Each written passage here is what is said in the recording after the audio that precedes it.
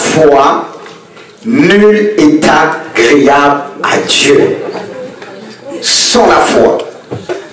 C'est pourquoi on doit croire. Mais croire seulement ne suffit pas. Car beaucoup dans ce monde croient que Jésus-Christ a vécu des choses sur la terre, mais ils ne l'ont pas suivi. Je peux croire que Dieu existe, qu'il est Seigneur, qu'il est le roi. Est-ce que je crois en personne qu'il est mon Seigneur? Est-ce que je crois en personne qu'il est mon bouclier? Est-ce que je crois en personne qu'il est mon sauveur? C'est pourquoi on a besoin de se revêtir de ce manteau de justice, d'où mon thème ce matin, le revêtement des élus de Dieu. Le revêtement des élus de Dieu, parce qu'il ne faut pas oublier que la Bible dit, il y a beaucoup sont appelés, mais peu. Beaucoup sont appelés, mais peu sont élus. C'est-à-dire, nous qui sommes là, on est nombreux, mais il se peut qu'il n'y a que 2 personnes, 2% qui seront enlevés. Ah, ça vous refroidit ça? Regardez ceux qui ont suivi Jésus. Quand Jésus commençait vraiment à les annoncer la parole, qu'est-ce qu'ils ont fait? Plusieurs sont reculés. Des 70 disciples, la plupart sont partis. Il est resté les 12. Et Jésus leur a dit, et vous, pourquoi vous ne partez pas? Qu'est-ce que Pierre a dit? À qui d'autre irons-nous? Toi qui as les paroles de vie. Mais est-ce que c'était des paroles de la vie pour les autres? Regardez, il a appelé plusieurs. Et il a guéri plusieurs. La parole qui nous dépouille, c'est pourquoi il est dit, il y a beaucoup d'appelés. On remplit des stades. Les églises seront de plus en plus remplies. Il y a peu d'élus. Je veux faire partie de ce peu-là. Ah, c'est pour ça que la Bible dit, ce sont les violents qui s'emparent du royaume. Parce qu'on vit dans un monde de plus en plus difficile. On veut faire comme les autres. Aller vers la majorité. C'est la majorité qui a raison. Qu'est-ce qu'ils vont penser de moi? Et Seigneur, beaucoup d'appelés. Et en plus il dit, car il se lèvera des faux Christ et des faux prophètes. Ils feront quoi? Des grands miracles. Est-ce que c'est ce qu'on a de foi, est-ce que ça peut les impressionner? Est-ce que c'est les miracles qu'on a vus ici qui peut les impressionner? Parlons bien. Quand il dit là, il dit pas ils feront de petits miracles. Des grands prodiges, il dit miracles et prodiges. Et vous savez ce que ça veut dire prodige? C'est des choses, des signes qui dépassent les lois de la nature. Parce que nous, quand on voit quelqu'un faire un miracle qui dépasse les lois, on dit Alléluia, gloire à Dieu. C'est-à-dire, si on s'appuie sur les miracles, les prodiges, pour suivre Christ, si on s'appuie en disant, il a les dons, il a ceci, pourquoi il dit qu'on reconnaîtra l'arbre à son fruit, c'est-à-dire vraiment ce que la personne est. Parce qu'il y a un témoignage, accouché après l'hôtel, après c'est là que la personne a été troublée, parce que c'est là qu'il se joue encore qu'il a fait plus de miracles. Il sort de l'impudicité, mais il fait plus. Comment comprendre ça? Parce que si on regarde, attention, on dit, mais ils pêchent après, il y a quand même, eh ben oui, ils feront quoi? Des grands prodiges, des miracles. Mais comment reconnaître? Parce qu'il dit en plus, au point de séduire, s'il était possible, même les élus. Parce que ceux qui sont élus, on est tous appelés pour être élus, mais le peu là, comme disait Dieu pour le peuple d'Israël, avec tout ce que Dieu a permis qu'il a appelé tout ça, un reste de ce peuple, c'est pareil. Parce que nous, on croit qu'on voit des miracles. Remarquez, qu'est-ce que les gens cherchent plus? Quand on prophétise dans ta vie, mais si on prophétise le péché, pas ça. Comme Akab, il a dit de Michée, non, celui, il dit des choses, des mauvais, tout ça, il a choisi des prophètes qu'il fallait le flatter. Parce que nous, on veut qu'on nous flatte. L'être humain a du mal à obéir. Hein. Vous remarquez, c'est vrai que Dieu voit les bonnes choses. Souvent quand on dit, ah, je cherche une prophétie. Est-ce que quand vous demandez que Dieu vous parle, soyons honnêtes, est-ce que vous lui demandez qu'il vous dévoile votre péché? Quand on veut une prophétie, dans quel sens? Dans le bon sens. Et dévoiler le péché, c'est pas le bon sens? Amen. Hein? Si! Parce que là, il dit, sans la sanctification, nul ne verra le Seigneur. Mais nous, quand on veut, c'est bien. Dieu, mais avant de rentrer dans la bénédiction, il faut se dépouiller d'abord. Il faut être dépouillé. D'où, quand je parle de ce thème-là, revêtement des élus de Dieu, selon Colossiens. Parce qu'il n'y a pas que ça. Selon Colossiens, mais Colossiens 3 nous parle d'abord du dépouillement. Parce que si je veux me revêtir du manteau de la justice, je dois me dépouiller du péché. Parce que quand Dieu appelle un homme en femme, il est dépouille d'abord. Parce que Dieu ne peut pas te donner ton manteau, vraiment, si tu n'es pas dépouillé. Et regardez ce verset, ce qu'il dit ce verset. Il dit ceci. Si donc vous êtes ressuscités avec Christ, cherchez les choses où Christ est assis à la droite de Dieu. Affectionnez-vous aux choses d'en haut et non à celles qui sont, car vous êtes morts et votre vie est cachée avec Christ en Dieu. Est-ce que c'est le cas de tous les jours? Quand Christ, votre vie, paraîtra, alors vous paraîtrez aussi avec lui dans la gloire. Faites donc, c'est le travail de Toulouse, faites donc mourir les membres qui sont sur la terre, l'impudicité, l'impureté, les passions, les mauvais désirs et la cupidité, qui est une idolâtrie.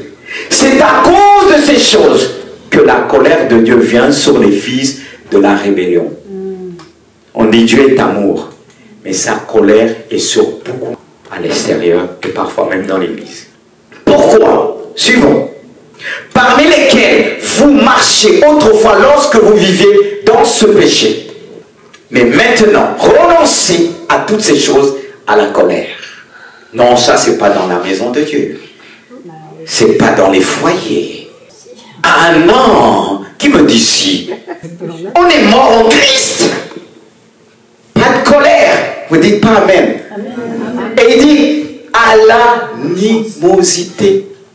Pas de méchanceté, c'est la bonté.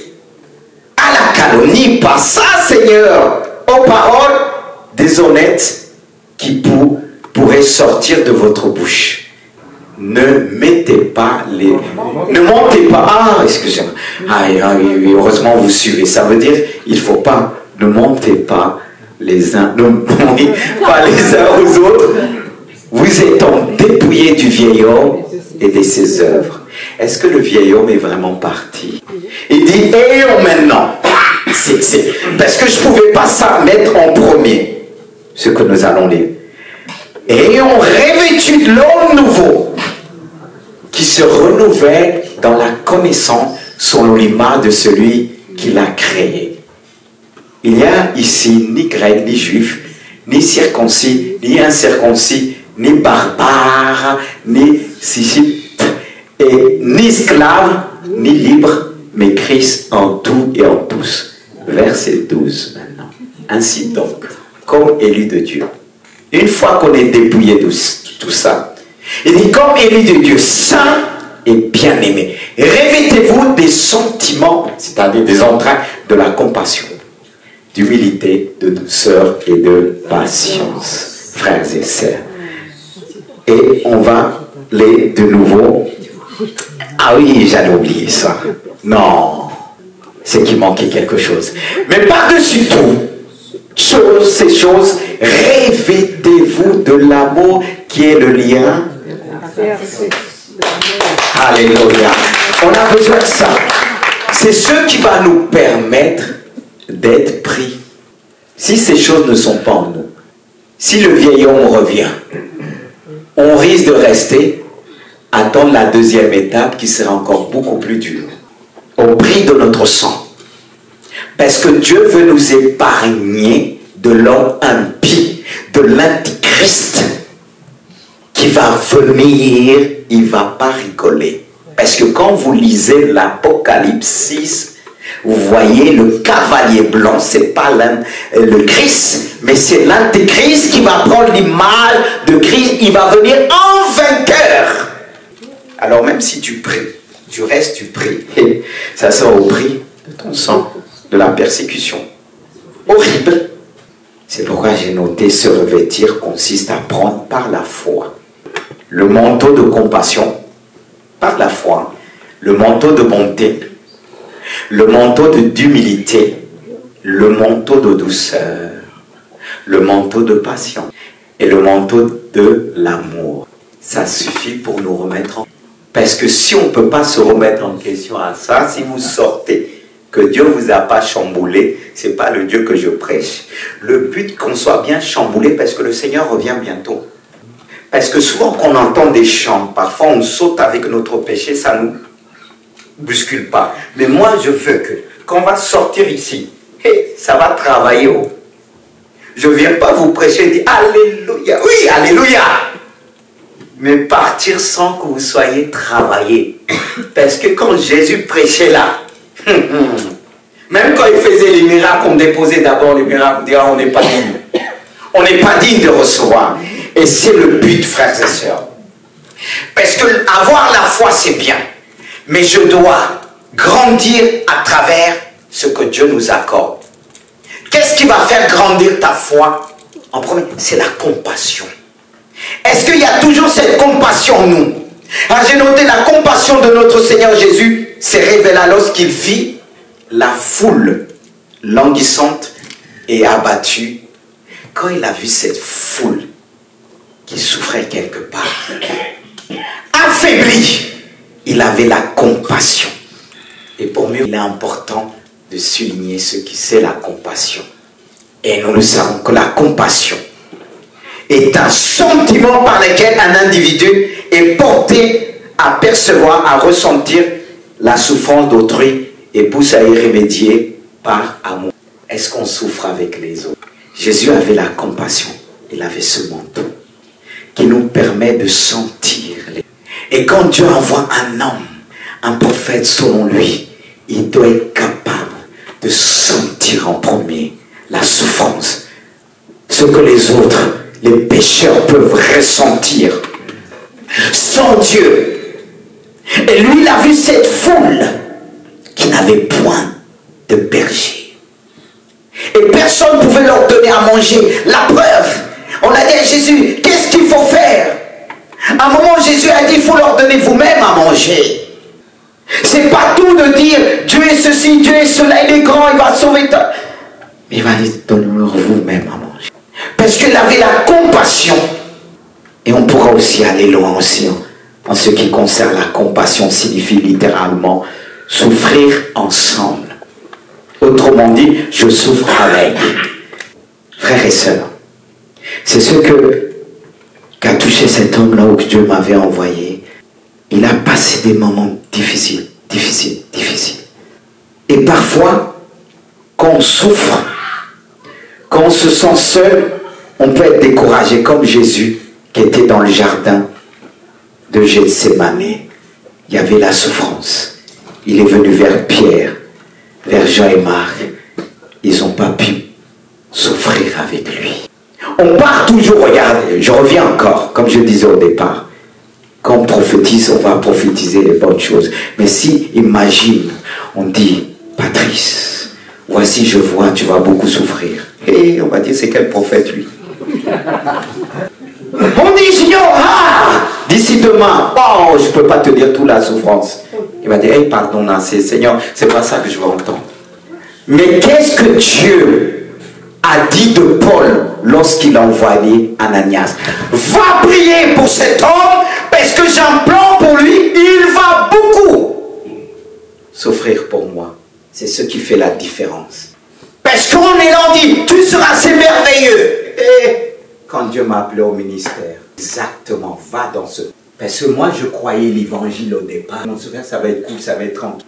Et quand Paul dit à Timothée, souffre avec moi comme un bon soldat de Christ. Et on pense, servir Dieu et être pasteur. Et beaucoup, jeunes filles disent, hey, je veux pasteur, mais tu vas souffrir avec lui. Il y a des calomnies, il y a tout ça, qui fait partie de la formation. Et parfois, on dit des choses, Dieu dit silence. Tu peux supporter ça? Toi qui veux toujours riposter, tu peux supporter ça? Quand on l'a tapé à un moment, il a gardé silence. C'est pour ça que la Bible dit, il est appelé homme de danse. Et ceux qui sont appelés à travailler avec le pasteur, ils sont appelés d'abord à souffrir avec lui. C'est pour ça ceux qui me côtoient disent, ah, je ne voyais pas cet aspect du ministère. Mais la compassion. Parce que deux fois, on ne va pas s'intéresser à connaître la vie de l'homme de Dieu, mais Dieu le fait par tempête dans le ministère et tout ça. Même avant qu'il nous appelle même. Même avant. Moi, je ne comprenais pas. Je dis, hey, qu'est-ce que j'ai fait au bon Dieu? Parce que souvent, je parle beaucoup aux jeunes filles. Quand on voit le ministère, c'est bien. Comme je disais, mon fils, au départ, il savait été le métier comme médecin. Maintenant, quand je les demande aujourd'hui, qu'est-ce que tu en penses du ministère? Pasteur, avant, il disait, c'est pasteur, je te vois toujours avec le sourire. Parce que c'est la joie de Dieu. La joie de l'Éternel sera.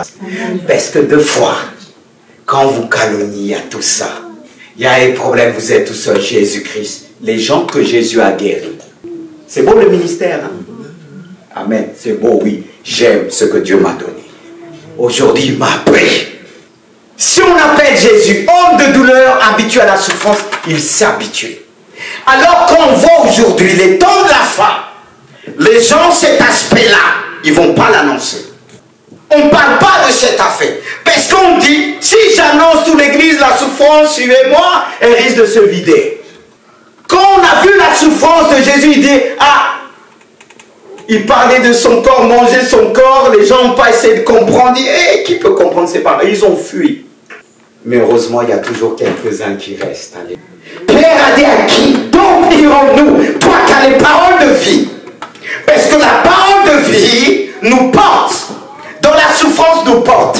Et ça me fait penser à Jérémie. Quand il était découragé, cet homme a vécu des choses difficiles. On mettait des gravats dans sa bouche pour le faire taire. On voulait faire taire Dieu. Et en utilisant, en maltraitant son serviteur. Il disait, quand je pense à ma misère, quand je pense à l'absinthe au poison, mon âme est abattue au-dedans de moi. Mais ces récits ont dit, voici ce que je veux rappeler à mon cœur, à mon âme, c'est que les compassions de Dieu ne sont pas épuisées et ses bontés ne sont pas leur père. Dieu fortifie notre âme, parce qu'on peut tout avoir, tout, mais si on n'a pas Jésus en nous, cela ne sert à rien. Et Jésus veut nous donner cette compassion, frères et sœurs. Un bon élu de Dieu doit joindre à sa foi la compassion. Un bon élu de Dieu. Est-ce qu'on voit cette compassion dans les cœurs aujourd'hui des hommes et des femmes? Cher, je vais souffrir pour mon Dieu. Parce que je sais, cette souffrance s'arrêtera sur la terre. Parce que tous ceux qui voudront vivre pieusement Jésus-Christ, la Bible nous dit, ils seront persécutés. C'est notre destinée en tant que chrétiens. C'est notre destinée pour ceux qui veulent aller plus loin, travailler avec des hommes qui souffrent. Parce qu'on veut travailler avec des hommes de Dieu, mais on ne veut pas souffrir avec eux. On ne veut pas que ces hommes nous appellent à 3 heures du matin. On ne veut pas que ces hommes nous appellent à 1 heure du matin. Imaginez-vous, je travaille avec des frères et sœurs. Je peux les appeler à 3 heures, 1 heure du matin. Si je dois aller combattre ailleurs, Jésus avait toujours quelques disciples avec lui. Est-ce que ça a changé? Je ne dis pas mes disciples, mais les disciples de Jésus. Mais mes frères, imagine que je veux votre mari soit avec moi, que je l'appelle à 1 heure du matin, 2 heures. Qu'est-ce que vous allez penser? Vous allez dire Amen? Oui.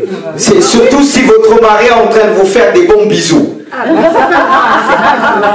va se rattraper après. Et vous allez dire, oh non, non, c'est pas Dieu. Après, au retour. Elle m'a demandé une fois, ah, Eric, mon frère, il y a quelqu'un qui a téléphoné minuit, 1h. Mais Eric a dit téléphone le lendemain. Parce que cet homme, j'étais déjà passé plusieurs fois. Quand il appelait le médecin, c'est là qu'il s'est souvenu, il y a un pasteur. Mais si tu connais ce gars. Mais des fois, quand je les appelle, parce que moi, pour mettre mes pieds tout seul, j'ai besoin d'être à deux parce qu'il y a des pièges. Il y a des pièges. Mais vous voulez que je compte sur qui? C'est ceux qui travaillent avec moi. Et est-ce que vous-même, Dieu, tu sais, je vais vous dire une chose. Pour comprendre, c'est lorsqu'on décide d'obéir. Parce que Dieu nous éprouve. Il éprouve notre compassion. Il éprouve, hein? Comme j'ai dit une fois, au départ, on ne comprenait pas certaines choses dans le ministère. On disait, oh, les aînés, ils sont trop. Parce que quand on commençait dans le ministère, ils nous prenaient d'abord célibataires. Parce que, ni enfant, comme ça, parce que quand tu vas, il y a un enfant, il y a tout ça, et c'est pas facile. Moi, une fois, je devais aller prêcher, je parle de la guérison, c'est là que mon enfant est malade. Je voulais rester, quelque chose me dit, va, il était vraiment malade. C'est comme ce jour-là, les gens venaient. J'aurais pu dire, il faut que je rentre. Parce que Dieu m'avait parlé comment il allait faire.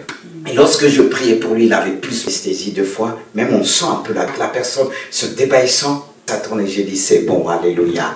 Et quelques minutes, il a demandé sa mère à moi. Dieu te dit, va. Qui peut comprendre ça? Même Dieu permet parfois l'épouse pour te tester, comme il a fait pour Abraham. Ça ne veut pas dire que l'époux n'est pas spirituel, mais Dieu va permettre. Parce qu'il faut parler ces aspects-là. De fois, on dit, Dieu, ouais, je veux que j'arrive à me donner une parole prophétique pour mon travail là. Tu vois ma collègue là, au nom de Jésus, que je reçois une parole, que le feu descende sur elle. Non. Mais on va avancer. Il y a encore des choses à dire sur le manteau. Pour être un véritable, il faut prendre ce manteau aussi de bonté. Peut-être tu vas dire, il y a le manteau de compassion. Il faut que, pour que je puisse mettre le manteau de bonté, il faut que j'enlève le manteau et dire, ah Seigneur, j'ai trop chaud. Mais ce manteau te protège. Mais aussi le manteau de bonté. Et ce manteau de bonté, qu'est-ce qu'il peut t'apporter? Le psaume 31, 20 nous dit, oh combien est grand ta bonté que tu tiens en réserve pour ceux qui te craignent. C'est pourquoi il faut la crainte de Dieu.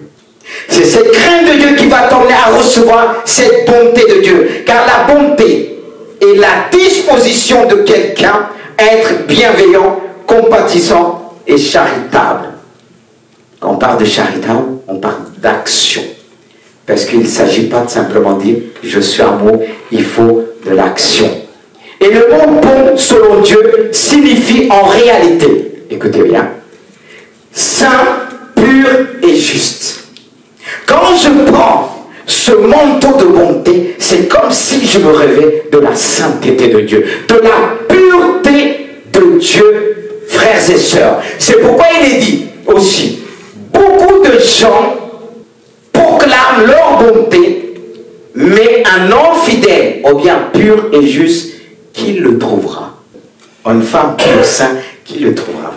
Si je veux que ma foi grandisse, je crois en Dieu, mais pour grandir dans la foi, pour avoir une sensibilité, pour connaître Dieu, je dois grandir dans la sanctification, c'est-à-dire me rendre pur devant Dieu. Et il y a un prix à payer, de faire attention à ce que j'entends et ce que je vois. Parce que la souillure peut venir à travers ce que j'entends. Ce que j'entends peut me ralentir dans la bonté, dans ce que je décide de faire. Parce que cette bonté, elle peut se transformer. Parce que dans un monde dans lequel nous vivons, pour rester bon jusqu'à la fin, malgré tout ce qu'on entend, et pour un homme de Dieu, ou une femme de Dieu, pour rester bon à travers tout ce qu'il entend, c'est pas toujours évident. C'est pourquoi il dit, beaucoup proclament la bonté, mais l'homme fidèle. Parce que pour manifester cette bonté, il faut aussi la fidélité en Dieu qui va me permettre de rester bon, ou bien pur. Parce qu'il y a des bontés qui sont, comme on dit, pas hypocrites. C'est-à-dire mon cœur est pur et mon sourire va avec l'état de mon cœur. Parce que nous vivons dans un monde, tout le monde sourit, tout le monde, plutôt, les gens peuvent proclamer leur sourire devant les gens, mais la bonté vraiment, c'est autre chose. Mais, béni soit Dieu, parce que la Bible dit, c'est de l'abondance du cœur que la bouche parle. Et c'est pour ça, frères et sœurs, on entend des gens qui peuvent prêcher, qui peuvent, est-ce que vraiment, à l'intérieur d'eux, ils sont purs? Est-ce qu'à l'intérieur d'eux, ils sont toujours gardés leur cœur pur devant Dieu? Comme je disais à quelqu'un, Dieu nous appelle à être purs, pas simplement, mais aussi émotionnellement dans notre âme. C'est pourquoi on a besoin de ce manteau. Même si le Seigneur est avec toi, il est en toi, tu as besoin de ce manteau qui te protège, qui protège ta foi. Et c'est ce qui va te permettre de grandir. C'est ce qui va te permettre de rester pur devant Dieu. Car qui dit bonté dit pureté d'esprit. C'est agréable et parfait à Dieu. Et c'est ce qui nous permet d'entendre Dieu. Pourquoi beaucoup ne reçoivent pas de Dieu? Ne peuvent pas discerner quand il y a une prophétie qui leur a été donnée. Parce que est-ce que le cœur est pur? Je répète, n'est-ce pas, il dit, mais la sanctification nous permet de voir le Seigneur. La sanctification nous permet de voir devant tous les hommes qui prêchent l'évangile, est-ce qu'il y a Jésus en lui? Parce que Jésus n'a pas toujours fait des miracles pour convaincre. Jésus a parlé avec son cœur. Et Dieu nous demande d'être vrai, de parler avec notre cœur, peu importe la foule. Même si les gens disaient, ah, je ne peux pas comprendre ces paroles, mais rappelons-nous ce que Jésus a vécu. Ils sont tous partis, et pourtant ils ont vu des miracles, des prodiges. Certes, les miracles de Dieu, c'est un signe qui montre le Seigneur, montre aux hommes le Seigneur notre Dieu.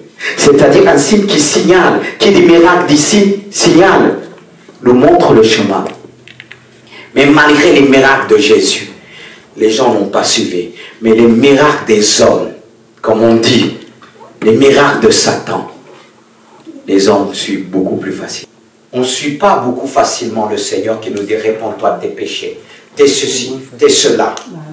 Et pourquoi ces prophètes auront du succès? Ils feront ce que les gens aiment. La Bible dit, il arrivera un temps, les gens ne supporteront plus entendre la Sainte Doctrine, mais ont la démangeaison d'entendre des choses agréables. Des choses qui nous font plaisir. Enfin, vous ne préférez pas entendre des choses qui vous font... Est-ce qu'on aime vraiment d'entendre des choses qui ne nous font pas plaisir? C'est pour ça qu'on a besoin vraiment d'un renouveau.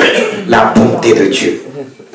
Car mes frères, un bon élu selon Dieu, ou bien, j'ai noté la foi sans la bonté est vaine.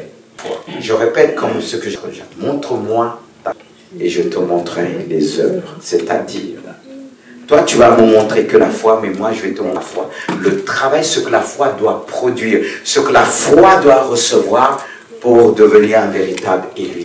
Alors cette foi sans la bonté est vaine. Alléluia. Mais Dieu ne s'arrête pas là. Parce que tu peux dire tu as la bonté.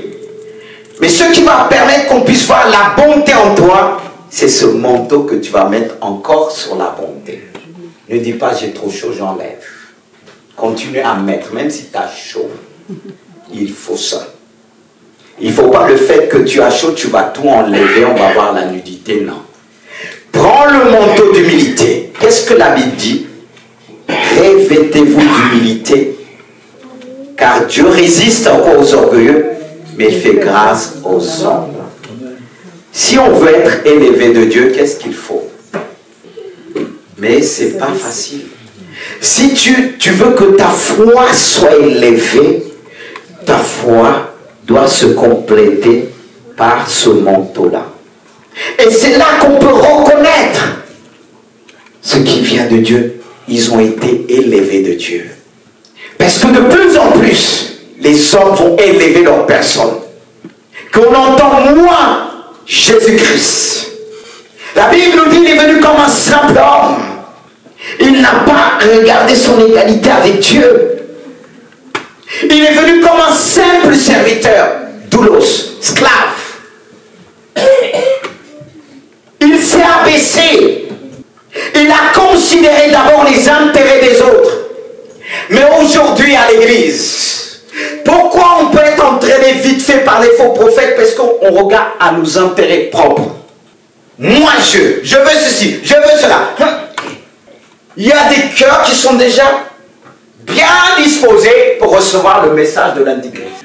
Pourquoi on est centré sur nous-mêmes? Parce que quand Dieu parle de l'humilité, il ne parle pas dire oui, pasteur, amen, pasteur. Ça, c'est pas l'humilité. Qui va déjà s'intéresser qu'à l'autre soit élevé avant. Qu'il pense d'abord aux autres. Ils ne regardaient pas leur vie, à leur propre intérêt. C'est pour ça, dans la maison, c'est une bonne école de Dieu. Parce que, parlons bien.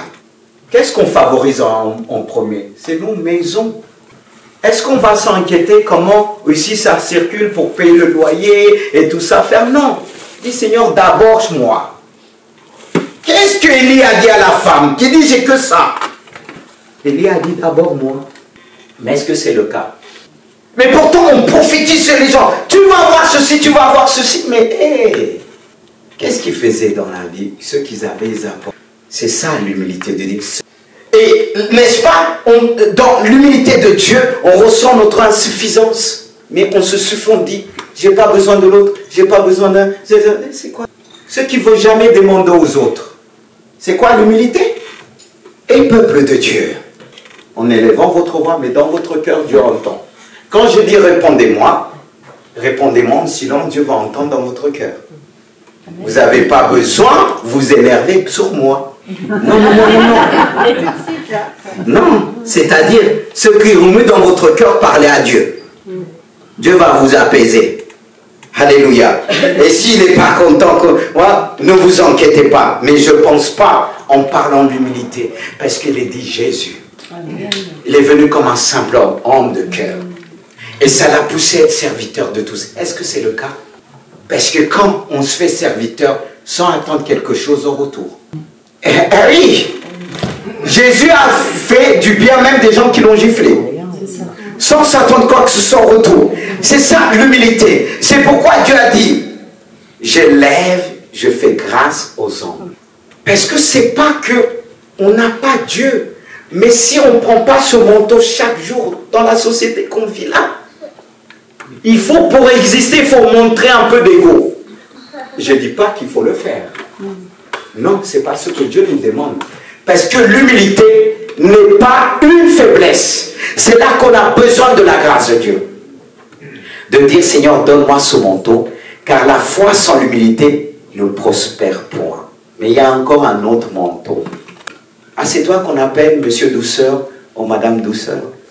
Ah, il y a quelqu'un qui a dit c'est toi. Alors écoute bien si c'est toi, que l'ennemi ne vient pas ravir la douceur que tu as, parce que pour rester doux, Jésus, on a craché sur lui, il est resté doux. Hein? C'est-à-dire, mais il avait l'autorité. Attention, la douceur ne veut pas dire, comme je dis, la douceur aujourd'hui est traduite comme une faiblesse.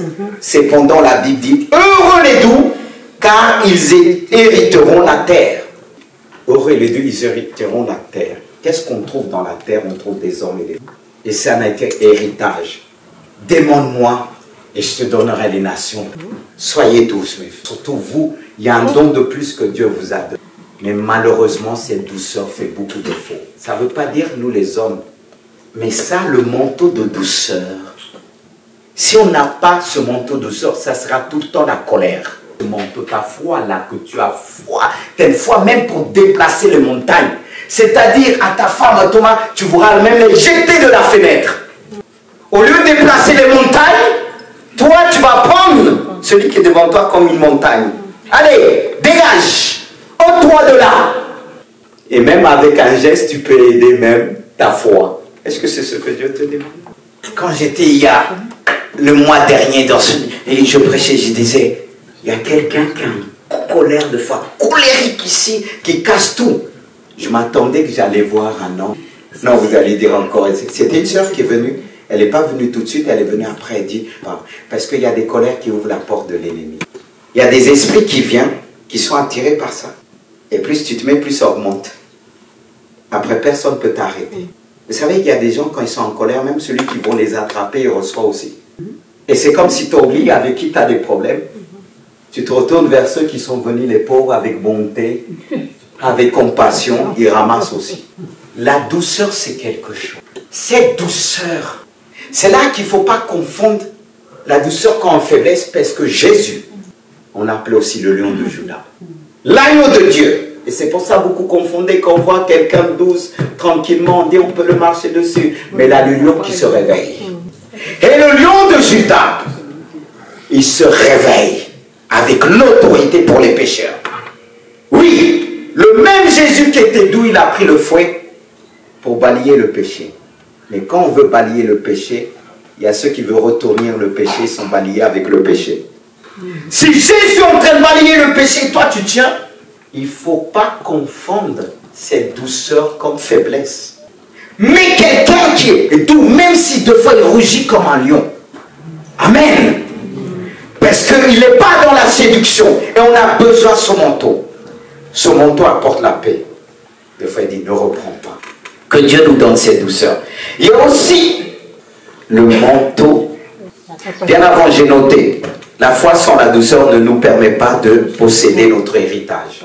Je répète, la foi sans douceur ne nous permet pas de posséder notre héritage. Parce que quand il dit les doux posséderont, les enfants font partie de ton héritage. Et que tu pourras hériter avec. Mais on ne peut pas dire qu'on n'est pas. Et je bénis Dieu. Comment Dieu a fait les choses? Il a créé l'homme. Il a pris de sa côtelette qu'il apporte de la douceur. L'homme a besoin de douceur. Par qui? Et si la femme n'a pas de douceur, comment ils pourront hériter? N'est-ce pas qu'il a dit comme né, il n'a pas créé la femme là, mais côte à côte. Et il dit même, quand Dieu parle de le côté plus faible, pas que la femme est faible dans une faiblesse, qu'elle est rien, non. C'est par rapport aux sentiments émotionnels, on est différents. Mais chacun traduit les choses autrement.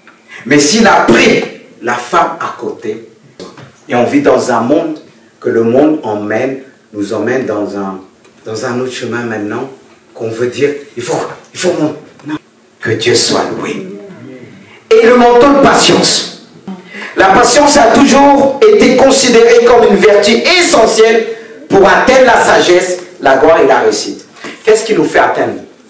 Je peux avoir la foi, si je n'ai pas la patience, je ne vais pas atteindre mes objectifs. Parce qu'il y a des choses qu'on est obligé de refaire. Que Dieu permet qu'on a mal fait pour revenir en arrière. Mais il y a ceux qui ne veulent pas revenir en arrière. Ils veulent toujours continuer. L'erreur te permet d'examiner. Parce que c'est cette patience qui va te permettre d'atteindre tes objectifs et la gloire de Dieu. C'est pourquoi quand Dieu appelle un homme, vous l'avez vu avec Moïse, les hommes de Dieu, ils ont pris beaucoup. Parce qu'il y a des choses, il faut le temps. Malgré ton intelligence, malgré ta connaissance, ce qui va te permettre de pénétrer d'atteindre, c'est la patience. Mais regardez aujourd'hui, on vit dans un monde, on veut tout de suite. C'est pour cette raison, beaucoup dans le ministère qui voulaient tout de suite, ils sont sortis de la voie de Dieu. Ils ont emprunté d'autres chemins pour avoir tout de suite la patience. Ça ne veut pas dire dans ceux qui sont faux qu'il n'y avait pas des choses. Bon, ils ont bien commencé, mais tellement qu'ils voulaient être comme les autres. Puissance, grande église, grande société. Parce qu'aujourd'hui, permettez-moi de vous dire, quand vous avez des difficultés comme ça, que l'église est vide, on va dire le pasteur n'a pas reçu. Mais peu importe ce que vous dites, devant Dieu, moi je sais que j'ai reçu la part de Dieu. Amen. Cela ne dépend pas de ce qu'on voit. Ça dépend de celui qui m'a appelé, celui que je connais. Et je sais que ça fait 20 et quelques années dans le ministère. Il y a des choses, c'est vrai qu'au début, je pensais que ça allait se faire tout. Mais aujourd'hui, j'ai béni Dieu. Comment il a pris le temps. C'est pourquoi, quelle que soit la personne qui va se présenter, non, je ne serai pas séduit. Mais quand on veut les choses tout de suite, on veut l'argent tout de suite, on veut être comme l'autre, contentez-vous sur ce que vous savez. Amen. Même si ton ami a voiture, peu importe, tu as quelque chose qu'il n'a pas. Parce que si on ne sait pas se contenter, hommes et femmes, on va être très vite séduits. Devant ces hommes qui feront des prodiges, tu veux l'argent, emmène-moi ton portefeuille. Non, non, non, non, je ne dis pas emmène-moi, moi, ce n'est pas la magie. Ce n'est pas le portefeuille qui va te sauver, justement. On a vu des églises, les gens disent, t'attends dans le portefeuille, amenez-moi le portefeuille, il va remplir. Et ça s'est passé, moi je ne sais pas pour qui ils travaillent. Mais moi, si vous apportez le portefeuille, j'ai dit, Seigneur, vide leur portefeuille même. Comme ça, vous allez dire, hey, Lui, on vient pour la prospérité, on n'a rien. Est-ce que c'est ça qui nous sauve? C'est Jésus qui sauve. Moi, je ne suis pas là pour dire, même si Dieu m'a fait grâce, parfois je prophétisais pour des gens que Dieu, dans leur entreprise, a mis des choses en place. Pour y parvenir, il faut savoir se débrouiller. Parce que tout ce que nous avons peut nous emmener à la perdition. La Bible dit, à quoi sert un homme de gagner le monde s'il devait perdre son âme? À quoi sert de plaire aux autres, de dire, c'est moi, le plus beau, la plus belle, le plus intelligent, celui qui a plus de dons? Si ça t'emmène à la perdition, qu'est-ce que Jésus a dit? Beaucoup diront, n'avons-nous pas chassé des démons au ton nom? N'avons-nous pas fait beaucoup de... Je ne vous connais pas, parce qu'ils n'ont pas pris le manteau de la compassion, ils n'ont pas pris le manteau de la passion, ils n'ont pas pris le manteau de la bonté et de la douceur. On a besoin de ça, mais bien aimé, la patience, c'est ce qui nous fait apprendre. C'est lorsque tu dis, c'est cette année, il y a 10 ans qui se rajoutent. Il y a des choses que Dieu m'a dit il y a plus que 20 ans. C'est aujourd'hui que je commence à le vivre. C'est aujourd'hui. Imaginez-vous. Vous êtes là, vous regardez aux autres. Ah, c'est rempli, c'est ceci, ils ont plus puissance que moi. C'est comme ça, tu peux être con, on va vouloir te proposer. Ah, tu veux être comme nous. Tu sais, c'est vrai que tu as ça, mais il te manque quelque chose. Ben, c'est vrai qu'il me manque quelque chose, c'est encore toujours Jésus. Parce que cet homme l'a dit, j'ai tout fait. Jésus l'a dit, il te manque une seule chose. Alors on va te proposer autre chose, que Jésus n'est pas dedans. Mais ces gens prennent le temps de te mettre dedans. Parce que c'est vrai, moi que vous voyez, je prêchais des endroits, après quand c'était pas ça, j'ai retiré ma tête. C'est pour ça qu'on m'appelle, j'ai dit, j'engage pas l'église. Hein, parce que moi, je vais savoir mettre en arrière. Et je prends quelques-uns, d'abord parce que, on se côtoie. On se côtoie. Et l'église, Dieu permet des fois qu'il y a même des sorciers qui viennent. Ben oui, vous croyez quoi? C'est pour nous éprouver. Si on veut être séduit ou pas, ça fait partie de la formation de l'école de Dieu. Pour voir si les principes de Dieu sont là, si la patience, mais si on veut quelque chose tout de suite. Regardez aujourd'hui dans le monde là, s'il n'y a pas, on dit les jeunes veulent les choses tout de suite. Et les adultes? Et les adultes? Quand tu regardes à l'autre, tu rouvres ta fenêtre, tu dis, ah, le voisin, il a une belle voiture. Hein. Ah non, non, non, c'est moi qui voulais acheter cette voiture en premier. T'es sûr? C'est toi qui as construit la voiture? Oh, c'est ton papa qui t'a, c'est pas une insulte, qui a construit, tu vas dire, c'est cette voiture, c'est moi qui vais l'avoir en premier. Jésus était désintéressé et personne ne pouvait le séduire. Même si Satan est venu dire, si tu m'adores, je te donnerai ça et ça. C'est-à-dire ce que tu as. Le diable peut accélérer. Il voit ce que tu as et toi tu vas dire ça lui, rien lui appartient. Même les dons là qu'il a reçus, c'est Dieu. C'est pas lui qui a créé cette puissance. Certes que Dieu l'a pas encore dépouillé totalement. Et c'est là qu'il faut faire attention. Avec le diable, c'est une démonstration de puissance. Moi je dis toujours, je ne vais pas démontrer miracle et miracle. J'ai dit Seigneur, tu vas m'aider à neutraliser la puissance de l'ennemi. S'il veut faire des miracles, à ma présence, il ne fera aucun miracle. Parce que je vais neutraliser sa puissance. Je dis, le fait que je suis présent, c'est pour ça que deux fois, quand on vous dit, on va prophétiser, on dit, est-ce que tu peux tourner? Est-ce que tu peux mettre un pied, sauter là, tu vois? Parce qu'on n'arrive pas encore à voir ce qui est en toi. Mais tout ça, toi, tu ne sais pas qu'il y a des prières, toi, tu vas tourner, tu vas dire, après les gens quand on dit, ah oui, comme celle que j'ai vue, ah oui, t'as tant de dollars dans ton portefeuille. Quand ils ont vu, ils ont dit, alléluia, les gens disent, prêche, prophétise. Non, Jésus-Christ, tu dois avoir non dans ton portefeuille, 300 $, mais tu dois avoir Jésus-Christ dans ton cœur. C'est pas le portefeuille qui sauve, c'est pas le portefeuille, le cœur de Dieu. Je dois dire, reçois dans ton cœur, mais pas reçois dans ton portefeuille. Non, non, le plus important, c'est de recevoir Jésus. Parce qu'il y a des milliardaires, ils n'ont pas Jésus. Mon ex-patron qui était juif, quand il m'a vu dans la joie, il m'a dit, je veux avoir ton cœur. Moi, j'ai parlé de Jésus, si tu veux avoir mon cœur, reçois Jésus. Mais lui, c'était dur, un juif, c'est tout un travail. Parce qu'il me voyait chanter dans l'entreprise. Et quand on avait zéro couvert, il me disait, qu'est-ce que t'en dis aujourd'hui? J'ai dit, ça ne se passe pas aujourd'hui, ça se passera demain ou après-demain. Et il partait comme ça parce que lui, il entendait une parole que je prie.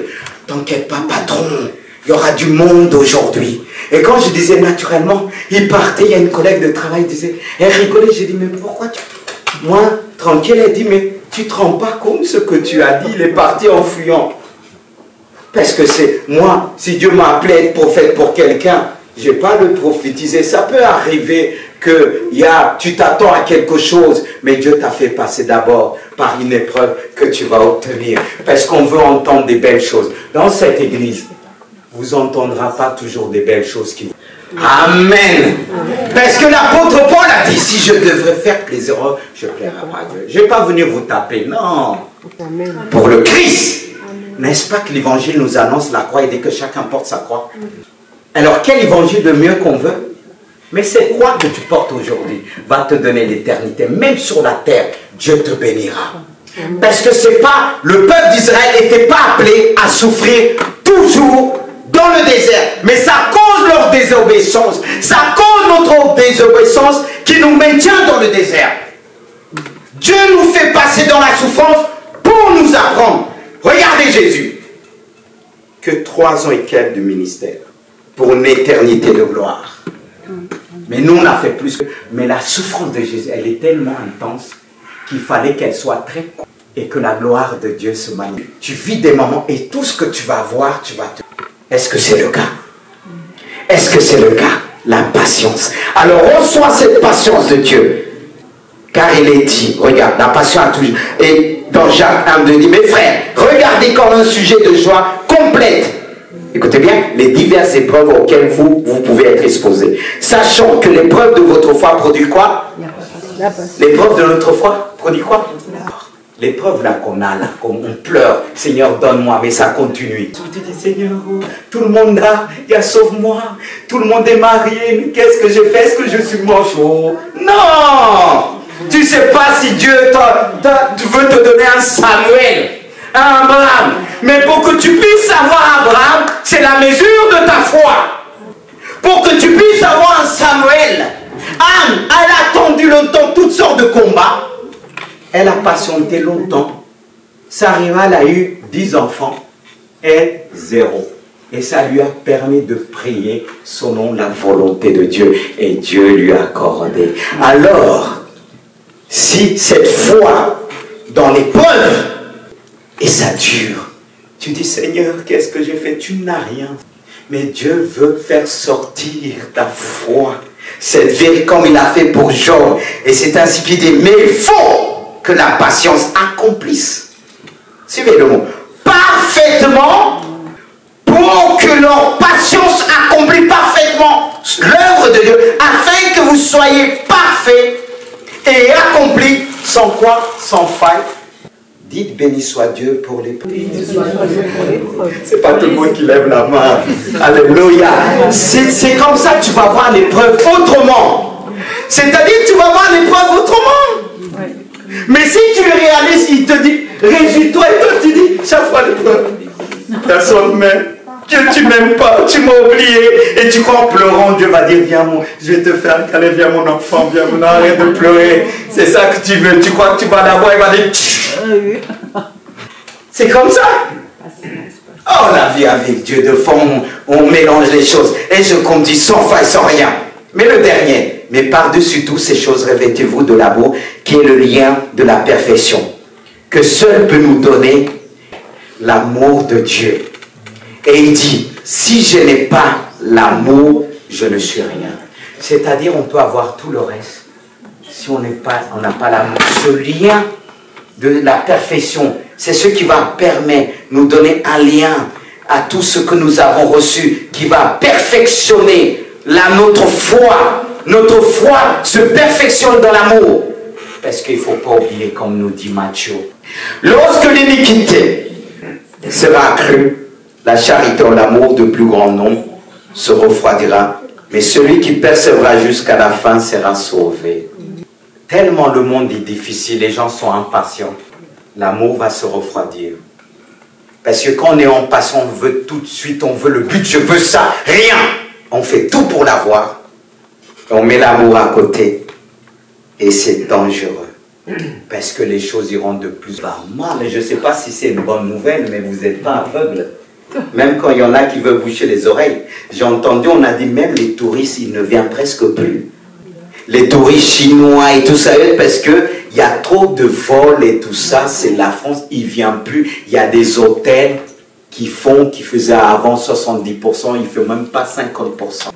Et quand au niveau de l'hôtellerie, le commerce, ça chute. En France, c'est la chute libre. Peut-être ceux qui me suivent disent, il ne doit pas prêcher là, c'est pas la politique. Hein. Parce que Dieu nous demande, c'est ça la prophétie. La prophétie, c'est aussi de rappeler les choses, parce qu'on bouge les oreilles. La France, tout sera renversé, ses fondements. Le juste que vivre selon ça, considérer les autres. L'Église, c'est la plus grande institution. Pendant des temps de famille, dans l'Ancien Testament. Mais aujourd'hui, c'est pas parce que Jésus les a dit viens à l'église. C'est parce que quand il voit tout le monde qui soit assis, parce que si on disait Jésus revient demain, non, ou bien dans une semaine, ça sera le réveil dans l'église de Jésus. Il n'y aura même plus de place. Il n'y aura plus de place. Mais quand si on dit la date est passée, ça se va. Les gens disent j'attends. Si votre Jésus revient, dites-nous. Viens suivre avec nous. Mais c'est vrai. Parce que beaucoup de gens viennent au Seigneur, c'est pas par amour, il y en a par peur. Mais après Dieu met l'amour. Mais si tu es venu par peur aujourd'hui, c'est pas un problème. Mais reçois l'amour de Dieu. Amen. Si tu es venu en disant, hier t'as entendu, comme tu as suivi les infos là, et tu t'es rappelé l'évangile, et tu as bien fait. Mais reste avec nous. Tu ne seras pas pris. Parce que quand tu auras des problèmes, écoute bien. Parce que si tu ne viens pas avec nous, le jour que tu as des véritables problèmes, qui pourra même faire des miracles, tu dis, tu as besoin d'argent, donne-moi ton portefeuille, je vais prier. Et quand tu dis, c'est un homme de Dieu, c'est un homme qui t'emmène à l'enfer. Est-ce que ça sauve le cœur? Toi-même, tu vas t'appuyer sur cet homme et il fait des miracles, il me donne l'argent, je n'ai pas besoin d'aller à la banque, je vais tout faire pour le marier. Comme ça, j'aurai toujours, quand il a besoin, il fait des miracles, il prie. Mais le jour qu'il ne fait pas des miracles, tu vas le suivre? C'est ce qui est arrivé avec ceux qui ont suivi Jésus. Le jour qu'il était annoncé que la parole, ils l'ont lâché. Mais quand il y avait des miracles, ils venaient partout, il dit, je connais votre cœur. Vous ne venez pas pour recevoir de moi, vous êtes venus pour les miracles. Alors que personne ne vient pour les miracles. D'ailleurs, aujourd'hui, il n'y aura aucun miracle. Mais le plus grand miracle, c'est celui-là du cœur. C'est pour ça qu'on va se mettre debout. Devant Dieu, on va dire, Seigneur, je veux cette patience. Je veux cet amour. Le plus grand miracle, c'est ce que tu as entendu. C'est ce qui pénètre dans ton cœur. Parce que s'il y a eu des miracles, et les gens qui ont connu la guérison, ils sont où aujourd'hui? Et j'ai dit, Seigneur, pardon, je suis fatigué maintenant. Il m'a dit, prêche l'évangile. Tu vois, tu me dis, tu veux faire ça. Ils sont où aujourd'hui? Je ne dis pas qu'il ne faut pas guérir, mais c'est Jésus qui guérit. Seigneur, je te prie, lève la main vers le ciel. Mets ta main vers ton cœur en disant, Seigneur, surtout c'est vrai qu'on a parlé de la compassion, mais ce que je veux demander à Dieu, la patience. La patience. Ce qui va me faire obtenir les plus grandes bénédictions, la source de vie, ce qui me fait parcourir ce chemin. Toi qui es le chemin, la vérité et la vie, nul vient de Père que par toi. Je prie ce matin pour chacun de nous. Nous vivons dans un monde où tout va mal. Tout va mal. Tout s'écroule. Et ça suscite l'impatience, la peur, qui nous fait chercher d'autres voies, au lieu d'emprunter cette voie, qui nous emmène vers toi.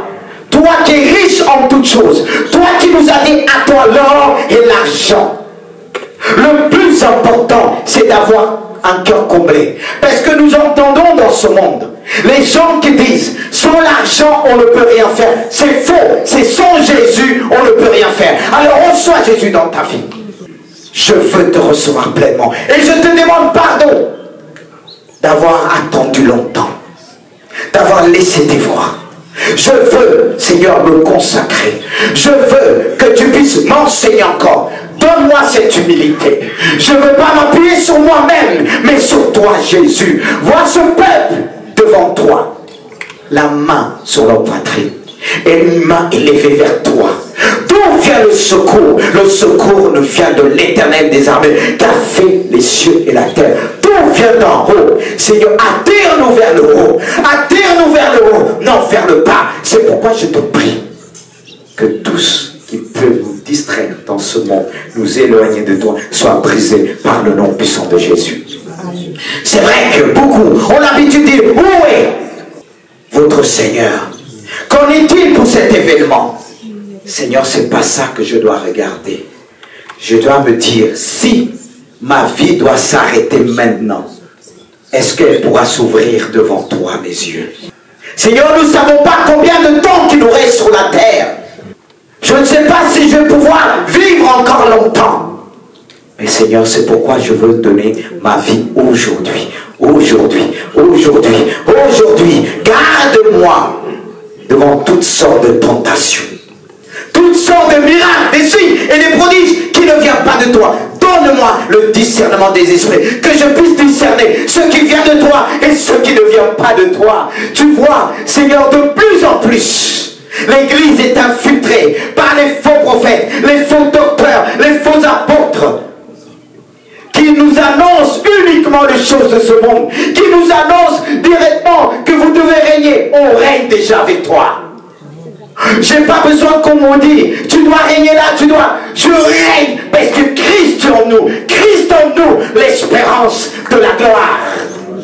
Prends l'autorité sur tes pensées, prends les pensées de Jésus, prends la compassion de Jésus, prends l'amour de Jésus, et le diable ne pourra pas venir te séduire. Si tu sais ce que tu es en Jésus, si tu sais, tu as même héritage que notre Seigneur Jésus.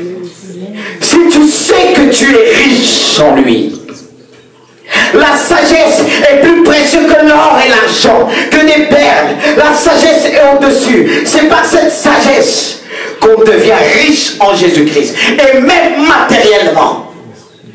Parce que combien même la France s'écroule, Dieu a gardé des lieux de refuge. Dieu a gardé des hommes, des villes qui ne seront pas touchées. Et Gisors fait partie. Gisors fait partie. C'est un lieu, une ville de refuge. De plus en plus, les Parisiens arrivent.